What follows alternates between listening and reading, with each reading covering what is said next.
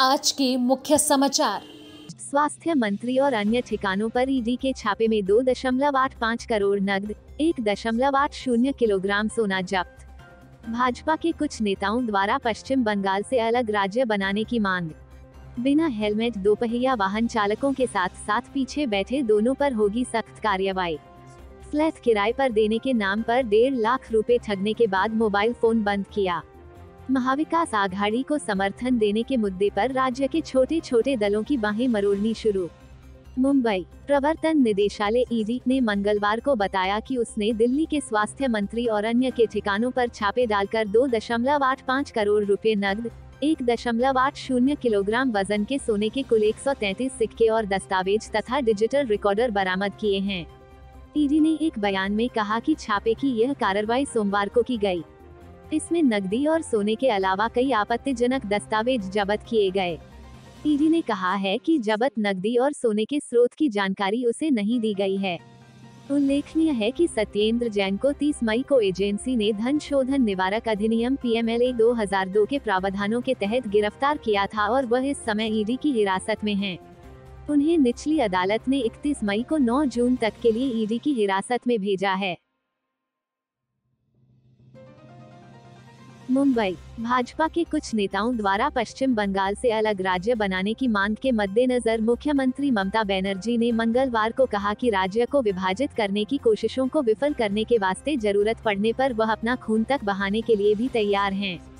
बनर्जी ने भाजपा पर 2024 के आम चुनाव से पहले राज्य में अलगाववाद को बढ़ावा देने की कोशिश करने का आरोप लगाते हुए कहा कि उत्तर बंगाल में सभी समुदाय के लोग दशकों से एक दूसरे के साथ मिलकर रह रहे हैं, लेकिन भाजपा लोगों को बांटने की कोशिश कर रही है। तृणमूल कांग्रेस की अध्यक्ष ने पार्टी की एक बैठक को संबोधित करते हुए कहा, लोकसभा चुनाव करीब आने के साथ ही भाजपा अलग राज्य की मांग कर रही है। भाजपा कभी गोरखालैंड की मांग कर रही है तो कभी अलग उत्तर बंगाल की मांग कर रही है। मैं जरूरत पड़ने पर अपना खून तक बहाने के लिए तैयार हूँ, लेकिन राज्य को कभी विभाजित नहीं होने दूंगी।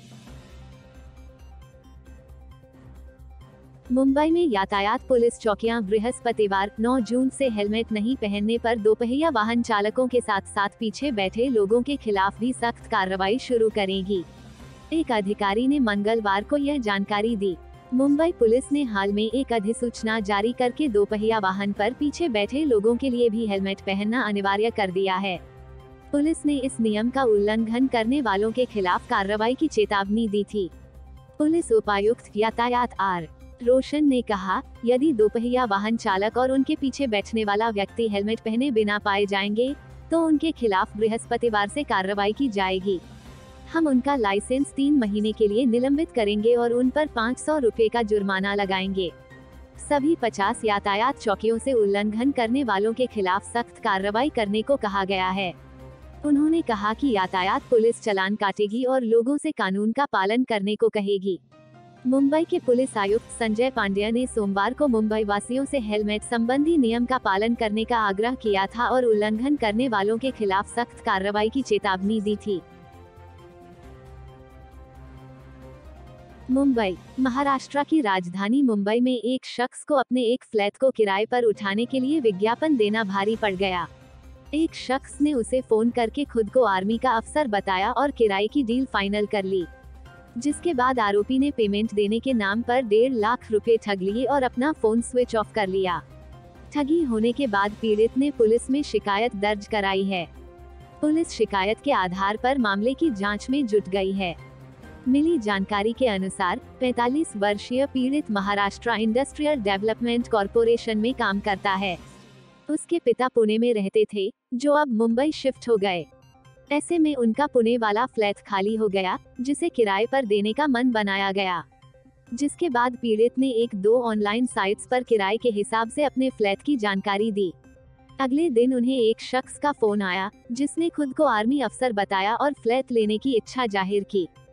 फ्रॉड शख्स ने पहले फ्लैट के फोटो और वीडियो मंगवाए, जिसके बाद वह 46,000 का रेंट और 1,84,000 का डिपॉजिट करने के लिए तैयार हो गया। इसके बाद भरोसा दिलाने के लिए शख्स ने पीड़ित को अपना झूठा आधार, पैन और आर्मी का आई कार्ड भी भेजा, जिसके बाद उसने पेमेंट ऑनलाइन करने की बात कही। जिस तरह से वह सब कर रहा था, उस पर शक करने की कोई वजह ही नहीं बन रही थी। आरोपी ने फिर पीड़ित से कहा कि वह आर्मी की वजह से स्मार्ट कार्ड चलाता है, इसलिए पहले उसे 10 रुपये भेजेंगे तो वापस आपके पास वो आ जाएंगे। पीड़ित ने ऐसा ही किया तो 10 रुपये देने के बाद 10 रुपये वापस आ गए। अब पीड़ित फंड्स चुका था तो आरोपी ने पूरी रकम इसी तरह अपने खाते में ट्रांसफर करवा ली। जब पैसे वापस नहीं आए तो पीड़ित ने फोन मिलाया जो बंद हो चुका था। तब जाकर ठगी का एहसास हुआ।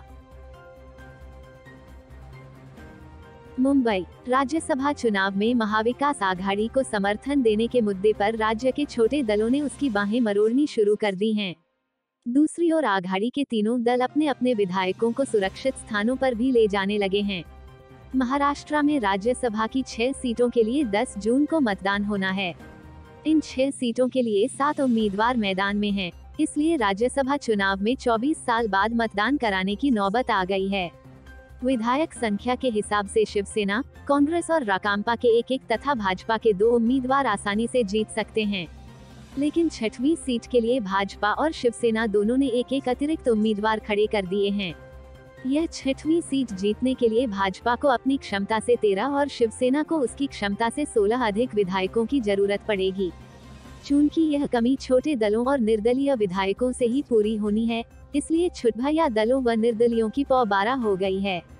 2 दिन पहले ही 2 विधायकों वाली समाजवादी पार्टी के प्रदेश अध्यक्ष अबू आसिम आजमी ने मुख्यमंत्री उद्धव ठाकरे को पत्र लिखकर कहा था कि वे महाविकास आघाड़ी के कामकाज से पूरी तरह संतुष्ट नहीं हैं। उन्होंने सरकार बनते समय तय किए गए न्यूनतम साझा कार्यक्रमों को पूरा न किए जाने का मुद्दा भी उठाया था।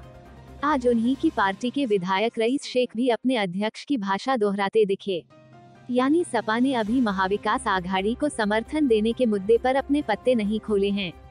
इसी प्रकार ऑल इंडिया मजलिस-ए-इत्तेहाद उल मुस्लिमीन AIMIM के राष्ट्रीय अध्यक्ष असदुद्दीन ओवैसी ने मंगलवार को नांदेड़ में पत्रकारों से बात करते हुए कहा कि यदि आघाड़ी को हमारा समर्थन चाहिए तो उन्हें हमसे संपर्क करना चाहिए। अब तक आघाड़ी के किसी नेता ने हमसे संपर्क नहीं किया है। औरंगाबाद से AIMIM सांसद इम्तियाज जलील ने भी कहा है, जिन विधानसभा क्षेत्रों से AIMIM के विधायक जीते हैं, उनसे जुड़े कुछ मुद्दे हैं, उनका निवारण होना चाहिए। यदि सत्तारूढ़ गठबंधन भाजपा को हराना चाहता है तो उसे हमसे खुलकर समर्थन मांगना चाहिए। बता दें कि महाराष्ट्र में ओवैसी की पार्टी के भी 2 विधायक हैं।